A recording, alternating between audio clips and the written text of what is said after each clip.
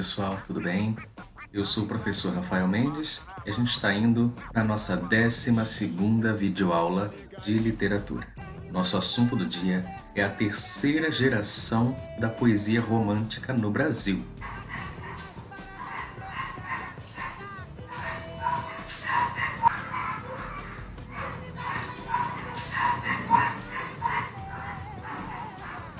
Também chamada de geração condoreira.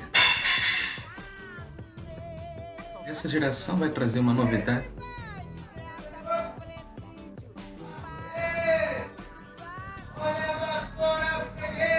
Esse rapaz passa aqui vendendo vassoura todo dia por volta das 9 da manhã. Na verdade, eu já devia saber se isso ia acontecer. A propósito, tem um doce que desligar a cor da pele do vassoureiro. Bem, o que eu ia dizer? E a novidade que essa geração traz é uma abordagem de cunho social e racial, tendo por base o panorama escravocrata ainda presente no Brasil naquela época. Daí que os nossos poetas condoreiros estavam muito afinados com o movimento abolicionista. Então vamos ver como isso aconteceu. Vamos lá.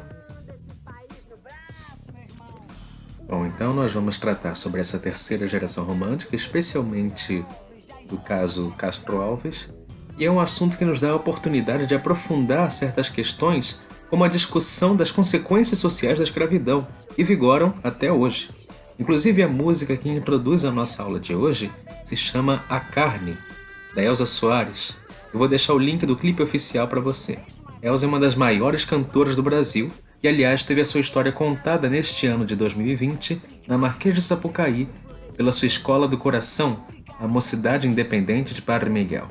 Você vai ver como essa música tem muito a ver com o filme que eu vou indicar hoje, desde o título, e também com a aula de hoje de modo geral. Então, fica atento aí e vamos lá. Fazendo aqui uma breve recapitulação da poesia romântica no Brasil, vamos recordar outra vez aquele romantismo nacionalista, de nacionalismo utópico, ou seja, que enxerga a pátria como uma terra perfeita, zero defeitos, do Gonçalves Dias. O romantismo fatalista do Álvares de Azevedo, que queria, mas não queria morrer. E da mesma época, o romantismo saudosista do Casimiro de Abreu, que queria voltar a ter os seus 8 anos. Um milagre que nem o FaceApp consegue fazer, percebe? Nem chega perto. Acho que uns 14, 15 anos ainda engana, né? E havia também Fagundes Varela, seguindo a mesma linha dos dois colegas e introduzindo um esboço de preocupação social abolicionista no seu livro Vozes da América. Já era um prenúncio da obra do nosso próximo grande jovem poeta. Este é Antônio Frederico de Castro Alves, o principal nome da nossa terceira geração romântica. Eu destaco a sua juventude porque eu não sei se você percebeu, aqui é tudo moleque. A gente está estudando a poesia de uma galera aí que viveu em geral até uns 20 e poucos anos. 20, 21... Castro Alves, por exemplo, se foi aos 24 anos de idade. Esse é o principal livro escrito por ele, Os Escravos. Um título que já diz diretamente a que veio, né? E tanto havia uma afinidade de ideias entre o Castro Alves e o Fagundes Varela que os principais poemas dos dois autores já foram publicados juntos, no mesmo livro. Aí você tem Vozes da África e Navio Negreiro, do Castro Alves, e o Cântico do Calvário, do Fagundes Varela. Vozes da África e Navio Negreiro, embora sejam parte do mesmo livro, Os Escravos, ficaram tão conhecidos que foram publicados separadamente várias vezes, como um livro avulso. Ambos denunciam o sofrimento da população negra no Brasil. Castro Alves era um desses jovens idealistas que insistem em se manifestar contra as tradições, contra coisas que sempre foram assim, sabe? Coisas com as quais os cidadãos de bem conviveram sempre muito bem, e contra as quais o Castro Alves sabia escrever melhor ainda. Por isso, ele passou à história conhecido como o poeta dos escravos. Aí o primeiro poema que faz jus à fama do poeta, Vozes da África. Deus, ó Deus, onde estás que não respondes? Em que mundo, em que estrela tu te escondes, embuçado nos céus?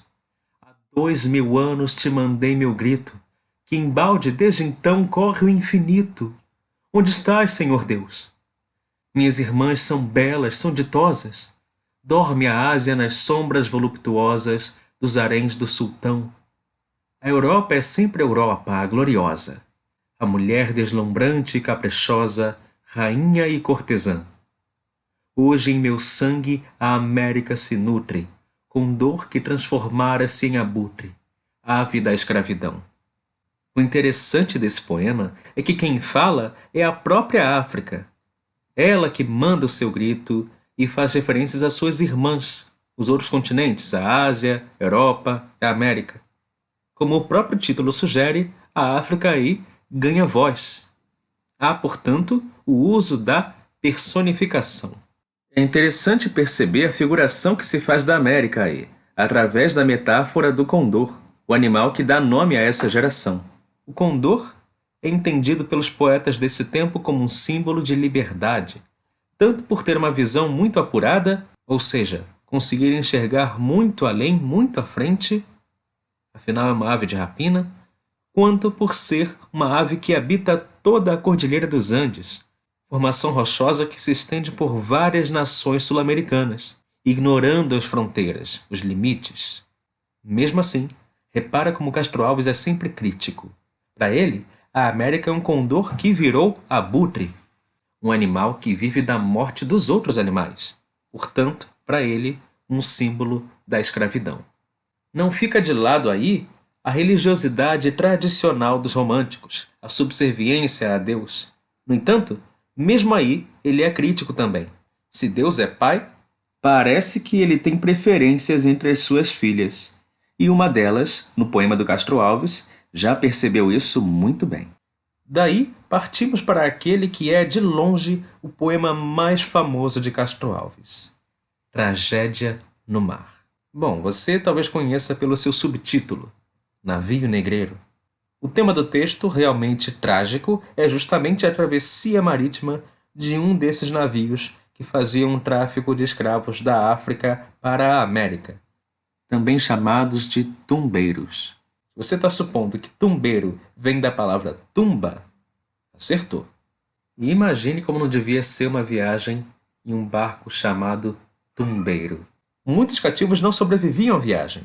Quanto à bandeira estadunidense ali na imagem, não é nenhuma implicância pessoal minha contra a famosa Terra da Liberdade não, tá, gente? Acontece que, a partir do século XIX, de acordo com a lei Bill Aberdeen e em acordo com outras nações, a Inglaterra fiscalizava navios suspeitos, na tentativa de coibir o tráfico de escravos. Isso por quê? Porque a Inglaterra era boazinha? Claro que não. Mas porque ela estava se industrializando e começava a ser mais interessante ter mercado consumidor do que ter escravos. Como os Estados Unidos não permitiam essas vistorias nos seus navios, os navios de outras nações hasteavam a bandeira estadunidense para ludibriar os ingleses. Tipo aquela galera que foge da lei seca, sabe? Então tá aí o legado da Terra da Liberdade. Esse e outros detalhes da pior viagem da vida de muita gente, isso quando não era a última viagem, tá aí no link que eu coloquei na descrição do vídeo. Bem, voltando ao poema do Castro Alves, ele se divide em 6 partes. Eu vou mostrar a você aqui as mais importantes, mas é legal ter uma noção do todo. É o seguinte, o Castro Alves começa descrevendo uma imagem serena e bela da natureza. A vastidão do mar, o céu azul, um dia de sol e um barco velejando tranquilo. Como o barco ia muito rápido, o eu lírico pega carona no voo de um albatroz para conseguir acompanhar a embarcação. Mas, ao se aproximar, a visão que ele tem é digna de um filme de horror e desconstrói toda a idealização que o poeta construiu no princípio do poema, claramente só para mostrar o contraste com a realidade, que começa a ser descrita na parte 4 do poema. Era um sonho dantesco, o tombadilho que das luzernas avermelha o brilho, em sangue a se banhar. Tinir de ferros estalar do açoite, legiões de homens negros como a noite, horrendos a dançar. Negras mulheres suspendendo as tetas, magras crianças cujas bocas pretas rega o sangue das mães. Outras moças, mas nuas, espantadas, no turbilhão de espectros arrastadas, em ânsia e mágoa vãs. E ri-se a orquestra irônica e estridente, e da ronda fantástica a serpente faz doudas espirais. Se o velho arqueja, se no chão resvala, ouvem-se gritos, o chicote estala, e voam mais e mais. Presa nos elos de uma só cadeia, a multidão faminta cambaleia, e chora e dança ali.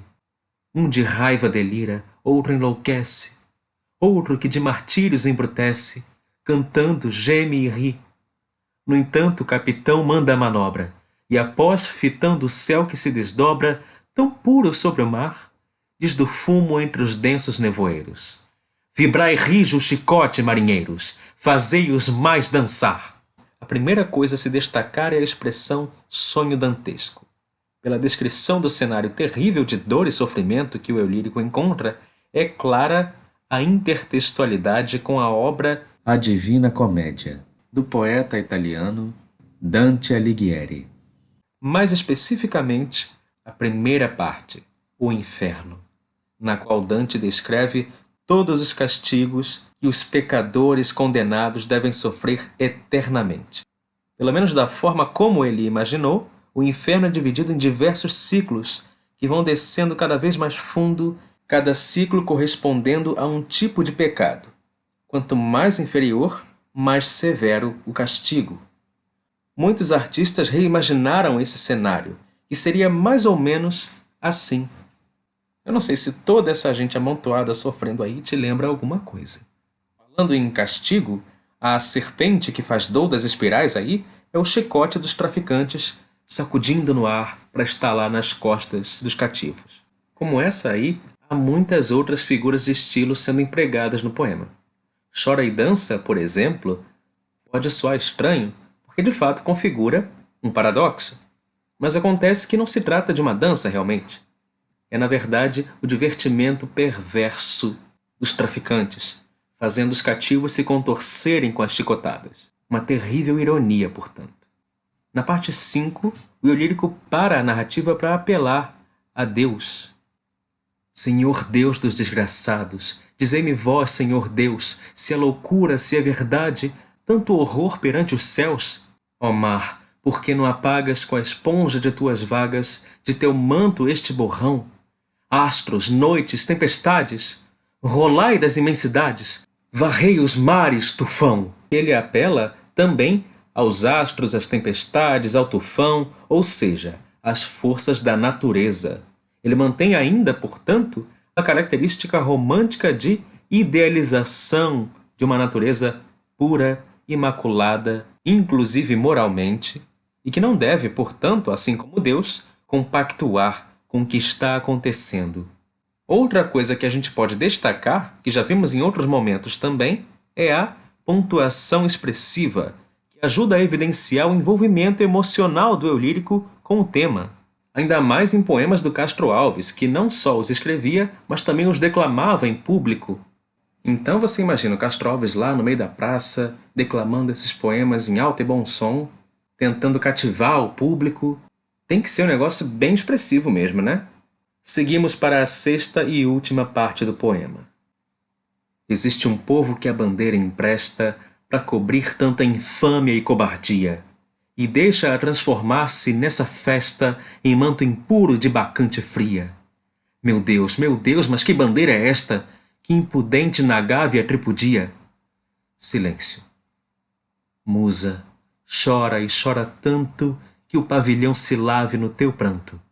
Auriverde pendão de minha terra, que a brisa do Brasil beija e balança, estandarte que a luz do sol encerra e as promessas divinas da esperança. Tu que, da liberdade após a guerra, foste hasteado dos heróis na lança, antes te houvessem roto na batalha, que servires a um povo de mortalha. Fatalidade atroz que a mente esmaga, extingue nesta hora o brigue imundo, o trilho que Colombo abriu nas vagas, como um íris no pélago profundo. Mas é infâmia demais. Da etérea plaga, levantai-vos, heróis do novo mundo. Andrada, arranca esse pendão dos ares. Colombo, fecha a porta dos teus mares. A musa que aparece referida aí é a própria poesia, que deve chorar, ou seja, denunciar esse crime contra a humanidade até lavar a honra da bandeira do pavilhão nacional. Essa bandeira Castro Alves preferia ver rasgada com honra numa guerra a ver hasteada sobre um tumbeiro, encobrindo a morte do povo negro como se fosse uma mortalha. Mortalha é a roupa que veste o cadáver, tá? E aí a gente percebe o nacionalismo do Castro Alves, mas não aquele nacionalismo utópico do Gonçalves Dias, não, mas um nacionalismo crítico, de quem ama a sua pátria, mas sabe que ela não está acima de tudo e reconhece seus inúmeros defeitos. Por fim, após ter apelado a Deus e à natureza, o eu lírico faz um último apelo a duas figuras históricas da América, aos heróis do Novo Mundo. José Bonifácio de Andrada e Silva, conhecido como o patriarca da independência devido à sua importância no processo de independência do Brasil. E o outro é Cristóvão Colombo, navegador, suposto descobridor das Américas. Para um, o eu lírico pede que defenda a honra da bandeira brasileira. Ao outro, pede que proteja moralmente o seu próprio legado, já que ele abriu essa trilha marítima que os traficantes de escravos utilizavam. Enfim, não só no mar o negro cativo sofre, obviamente. Depois que chega aqui, nessa terra estranha a ele sofre também. Observa só essa canção do africano. Lá na úmida senzala, sentado na estreita sala, junto ao braseiro, no chão, entoa o escravo seu canto, e ao cantar correm-lhe em pranto saudades do seu torrão. De um lado uma negra escrava, os olhos no filho crava, que tem no colo a embalar. E a meia voz lá responde ao canto, e o filhinho esconde, talvez para não o escutar. Minha terra é lá bem longe, das bandas de onde o sol vem. Esta terra é mais bonita, mas a outra eu quero bem. O sol faz lá tudo em fogo, faz em brasa toda a areia. Ninguém sabe como é belo ver de tarde a papaceia. Aquelas terras tão grandes, tão compridas como o mar, com suas poucas palmeiras, dão vontade de pensar. Lá todos vivem felizes, todos dançam no terreiro. A gente lá não se vende como aqui só por dinheiro. O escravo calou a fala, porque na úmida sala o fogo estava a apagar. E a escrava acabou seu canto, para não acordar com o pranto o seu filhinho a sonhar. O escravo então foi deitar-se, pois tinha de levantar-se bem antes do sol nascer, e se tardasse, coitado, teria de ser surrado, pois bastava escravo ser. E a cativa desgraçada deita seu filho calada e põe-se triste a beijá-lo, talvez temendo que o dono não viesse em meio do sono de seus braços arrancá-lo. Aqui, o africano sequestrado sofre duplamente. Vive em condição precária e vive com saudades da sua terra. Saudades da terra? Onde eu vi algo parecido com isso antes, hein? Ah, sim. Pois é, lá vem mais uma homenagem a Gonçalves Dias, exatamente. O título já indica a semelhança com a canção do exílio, já que estando aqui, o africano é que está exilado. O verso inicial também é semelhante ao verso inicial da canção do exílio, Minha terra tem palmeiras. Além dessa canção também se estruturar em redondilha maior, 7 sílabas poéticas, lembra disso? Mais um exemplo de intertextualidade. Mas observa como o africano reconhece que essa terra é mais bonita, que a dele tem poucas palmeiras. Mesmo assim, ele ama a terra dele. Afinal, é a terra dele, é onde estão os seus entes queridos e onde ele era feliz porque ele tinha liberdade. O nacionalismo crítico está aí. O Brasil tem as suas belezas, mas aqui nem todos são felizes. E essa segunda parte, até hoje, muita gente ainda não aprendeu. Para finalizar, depois que o africano termina de cantar, o eu lírico reforça o registro dos seus sofrimentos e também da escrava que está ali com o filho no colo, com medo de que ele seja roubado. Um medo constante e justificado, porque os senhores faziam isso.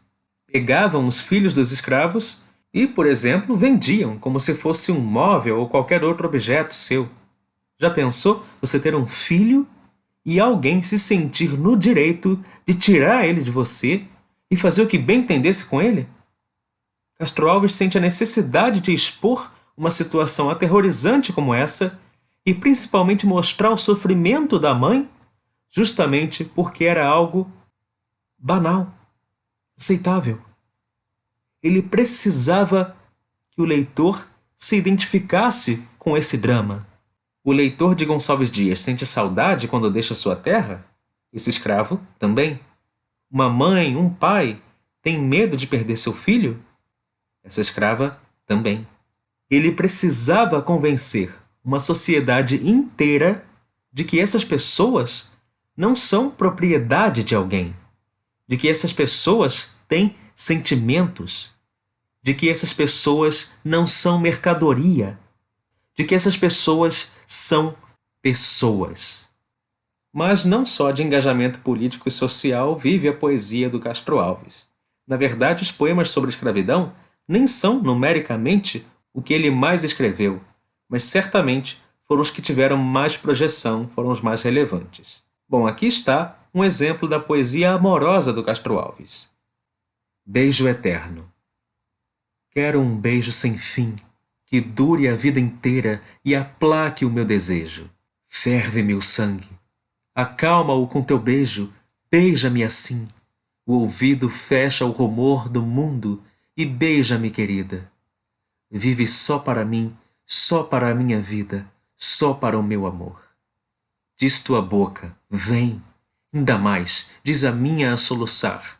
Exclama todo o meu corpo que o teu corpo chama. Morde também. Ai, morde, que doce é a dor que me entra às carnes e as tortura. Beija mais, morde mais, que eu morra de ventura, morto por teu amor. Repara que ele vai além dos ultrarromânticos, porque aqui o amor carnal, digamos, aparentemente se consuma. Esse é o Castro Alves, meigo e abusado. E olha esse outro, muito conhecido também, de caráter irônico, ironizando o quê? As próprias idealizações românticas, assim como a gente viu que fazia também o Álvares de Azevedo. O adeus de Teresa. A vez primeira que eu fitei Teresa, como as plantas que arrasta a correnteza, a valsa nos levou nos giros seus, e amamos juntos, e depois na sala, adeus eu disse-lhe a tremer com a fala, e ela corando murmurou-me adeus. Uma noite entreabriu-se um reposteiro, e da alcova saía um cavaleiro, ainda beijando uma mulher sem véus. Era a pálida Teresa. Adeus lhe disse, conservando-a presa, e ela entre beijos murmurou-me adeus. Passaram tempos, séculos de delírio, prazeres divinais, gozos do empírio. Mas um dia volvi aos lares meus. Partindo eu disse, voltarei, descansa. Ela chorando mais que uma criança, ela em soluços murmurou-me adeus. Quando voltei era o palácio em festa, e a voz dela e de um homem lá na orquestra preenchiam de amor o azul dos céus. Entrei, ela me olhou, branca, surpresa. Foi a última vez que eu vi Teresa, e ela arquejando murmurou-me adeus.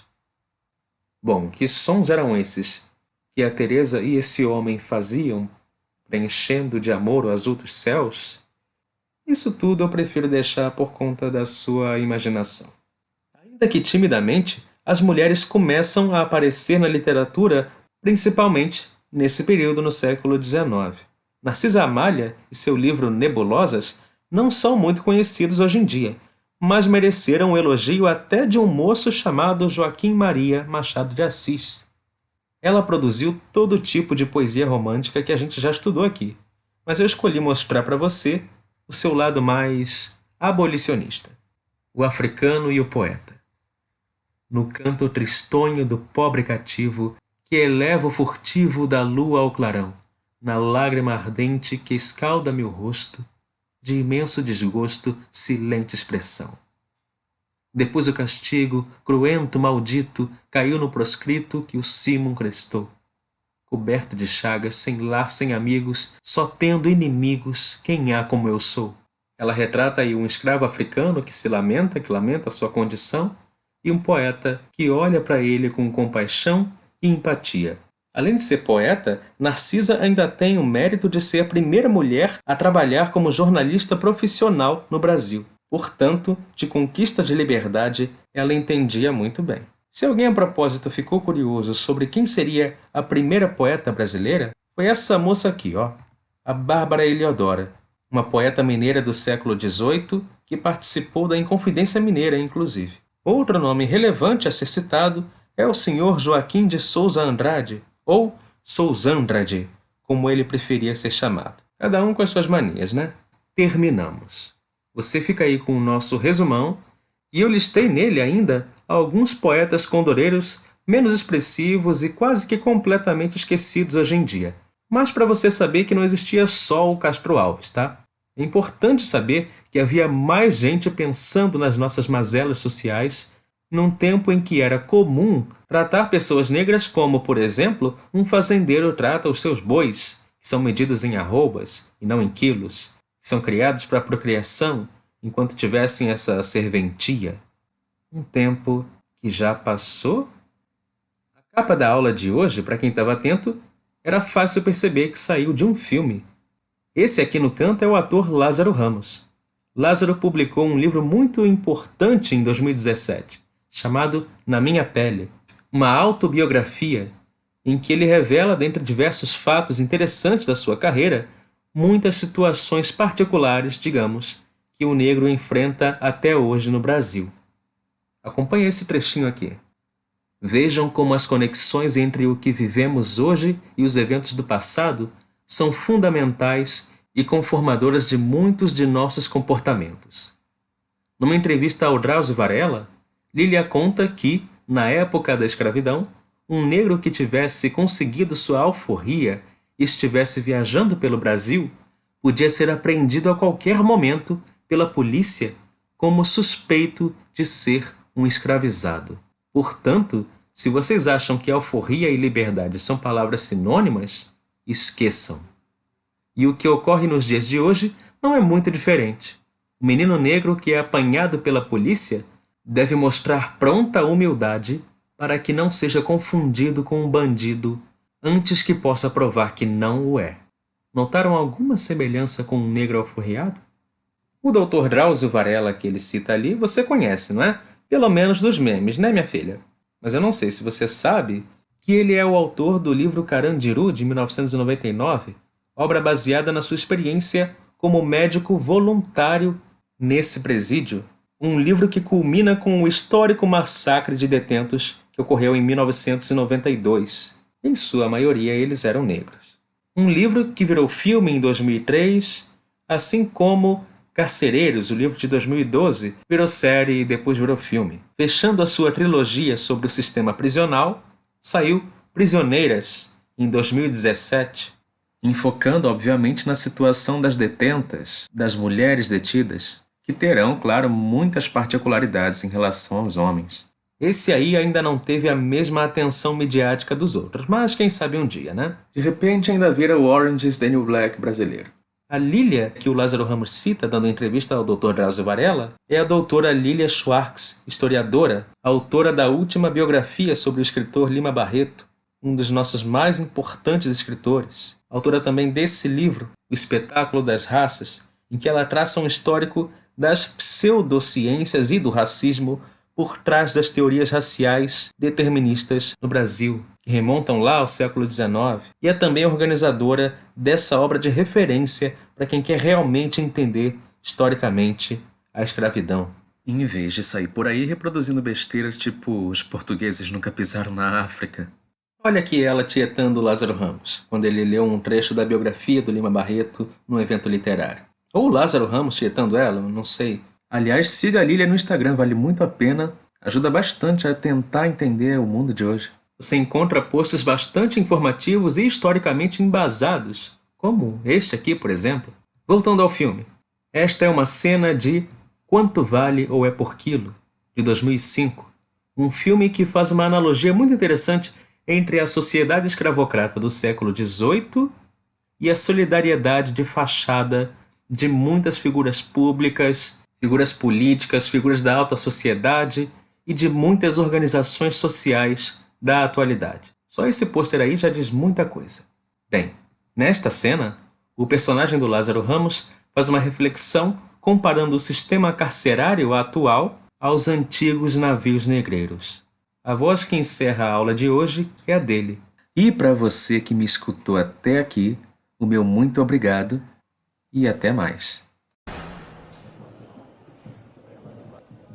Esse é o nosso navio negreiro. Dizem que a viagem era bem assim. Só que ela só durava 2 meses. E o principal, o navio ia terminar em algum lugar. Na escravidão a gente era tudo máquina. Tudo máquina. Aí eles pagavam combustível e manutenção para que a gente tivesse saúde para poder trabalhar de graça para eles. Agora não.